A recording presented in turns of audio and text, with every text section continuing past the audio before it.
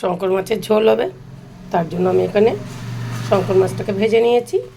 আর উচ্ছে ভাজা হবে, উচ্ছে ভাজাটাকে মধ্যে উচ্ছেটার মধ্যে নুন হলুদ মাখিয়ে নিয়েছি। আমি এখানে একবারই মশলা কষিয়ে আলু দিয়ে আলুটাকে ভেজে নিয়েছি আগে ভালো করে লাল করে। আদা রসুন পেঁয়াজের পেস্ট দিয়েছি, টমেটো দিয়েছি একটা, লঙ্কা জিরে হলুদ দিয়েছি, যত সামান্য একটু কাশ্মীরি লঙ্কার গুঁড়ো দিয়েছি। এবার এখানে আমি ঝোলটাকে বসিয়ে দিয়েছি।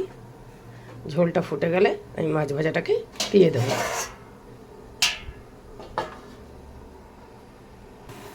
ভাতের জলটা ফুটে গেছে, চাল কটাকে দিয়ে দিচ্ছি।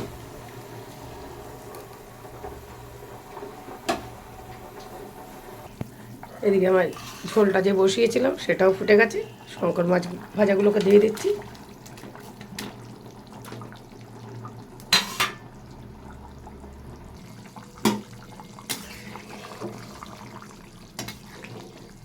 মাছের ঝোলটা বেশ ভালো করেই ফুটছে।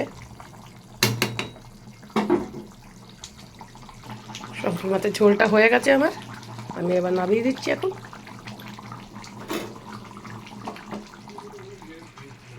উচ্ছে কটাকে ভেজে নিচ্ছি।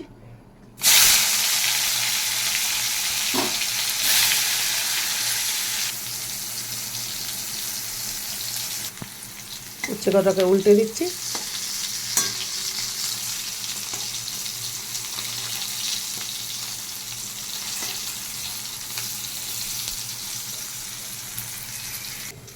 ভাতটা হয়ে গেছে, নামিয়ে দিচ্ছি।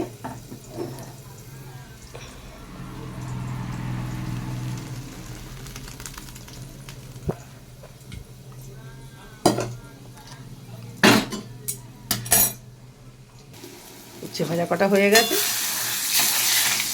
আমি তুলে নিচ্ছি।